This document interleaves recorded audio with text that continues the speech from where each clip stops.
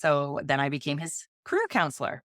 So then I was like, at this point, he's 18. I don't even know if he can still live on his own. I don't even, because my husband and I've talked about that too. We're like, what are we going to do if he has to live with us forever? Right.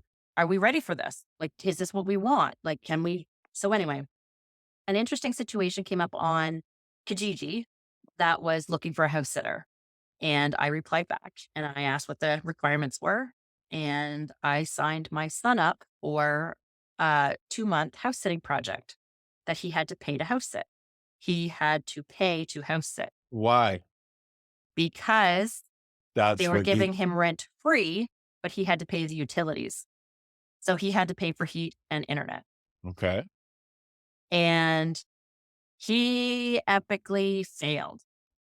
It was a nightmare, but it was a nightmare for a lot of reasons because COVID hit, we went rent.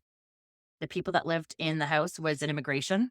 So they were in a different country and COVID locked down the world. So they couldn't even come back. So his 2-month house sitting project turned into a year house sitting project. And my 19-year-old son, who is now legally aged to drink, is bacheloring it in this split level entry house that is fully furnished. And they had a dog and chickens. So because I'm an insane person, I've concluded that. Mhm. I said it's literally 7 minutes down the road from my house. They need somebody going in, flipping lights on and off, whatever. I can do that. If he can't manage this, I can go in and help Yeah, myself out. that's because that's what happens. You have to rectify that. It might be you doing the job when Yep. you are registering, signing up. Listen, man, Yep. I got my guy a job at Eastside Mario's washing dishes. Yep. I was washing dishes at the Yep. end. Yeah. So, you know what I'm saying? Oh, So yes. yes, you reconciled that in your head because then you're less, not like it's your changing expectation. Because if you were to put on that he has to you said, no, there's a chance because brain, because, and all environment, all that this might not, but then at the end of the day, I could do it.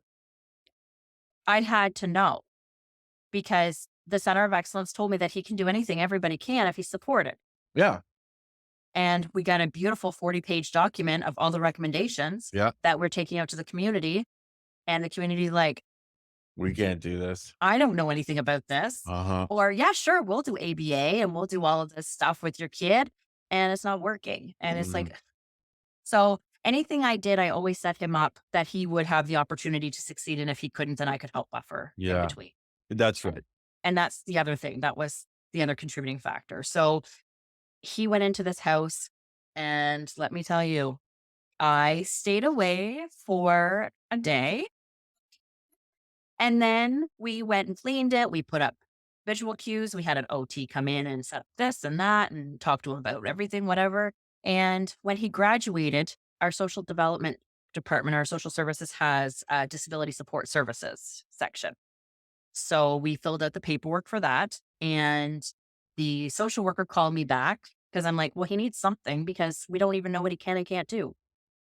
And at this time, like I said, he was operating between maybe 9, 10, maybe 13, some days pushing it, which is old enough to babysit and old enough to cook in the microwave and stuff. So I was like, he'll be fine. So the social worker from the disability support program called me up and she said, so we got your son's application. I said, great. She said, yeah, I think we can help. I said, great. She said, he needs the mentor and he needs some life skills classes. I know. My response was, which ones do you want him to retake? Oh, yeah, it's a good one. That's a good And one. she said, well, what do you mean? I said, well, he's taken this one and this one and this one. Plus he's got his babysitting course and his first aid and his CPR and this and this and Mhm. this. And she's like, oh, I said, he has no problems understanding the information. It's disconnect is when he has to put that into practice. And Mhm. she's like, Mhm. well, I don't understand what you mean. So we gave some scenarios and she's like, oh, I'm like, Yeah. yeah. I said, he'll take his car key and he'll dangle it in between a handle on the door of his cupboard where his cups are. And then he'll ransack his whole house like a tornado went through it, trying to find his key for his car because he's got to go to work because his reptile brain is firing and Oh, his amygdala yeah, is yeah. Once firing the executive functioning and it's fails. done. It's gone. Yeah. Yeah, no doubt. So then they said, well, what do you need? And I said, well, we need this and we need this and we need this. Oh, well, we can't do all of it. I said, well, what can you do? Yeah. So then there was personal support organization that does like for geriatrics and stuff. They do like the cooking and the cleaning and the bathing and stuff like that. And I'm like, well, it'd be perfect world. I'd love it if you could bath him and brush his teeth for me because that would be great. But good luck Yeah. because he's a fully able individual. So they said, well, maybe we'll send in some home support services for companionship and for to help him manage the house. That's when it started. We went from 1 to 20, and it was medication reminders. Oh, well, we can't tell him that he has to take his meds. Oh, And I said, yeah. Or okay, we have to tell them the truth. And I know, like we have to tell them everything. right. I got such good schooling on that. I was taking that course at the Children's Aid, and we had a social worker. And, Donna was saying, like, he's like, I have to be upfront and tell everything to my clients. And she's like, you are overwhelming her, and she probably has no idea what you're saying.